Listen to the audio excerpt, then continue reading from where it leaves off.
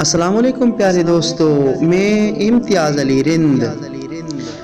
مرید کے دل میں مرشد کی محبت اور عشق مرید کے ذہن کو آب و تاب بخشتا ہے۔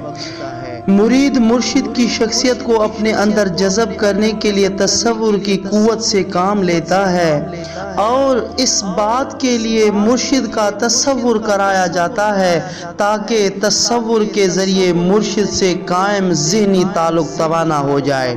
چنانچہ جب کوئی مرید اپنے مرشد کا تصور کرتا ہے تو مرشد کی صفات اور مرشد کی صلاحیتیں اس کی روح میں گردش کرنے لگتی ہیں، اور جتنی دیر وہ مرشد کی طرف متوجہ رہتا ہے، مرشد کی صفات اور مرشد کے انوار مرید کے ذہن کی سطح پر عکس ریز ہوتے رہتے ہیں۔ تصور کی مسلسل مشق سے مرید کے اندر ایک ایسی کیفیت مستحکم ہو جاتی ہے جس سے اس کا روحانی رابطہ ہر وقت مرشد کی ذات سے قائم ہو جاتا ہے۔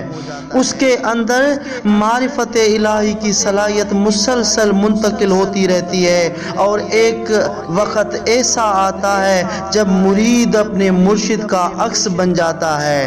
اس مقام کو تصوف میں فنا فی شیخ کا نام دیا جاتا ہے، اور مرشد کے تصور کو تصور شیخ کہتے ہیں۔ آپ پیارے دوستوں کا بہت بہت شکریہ۔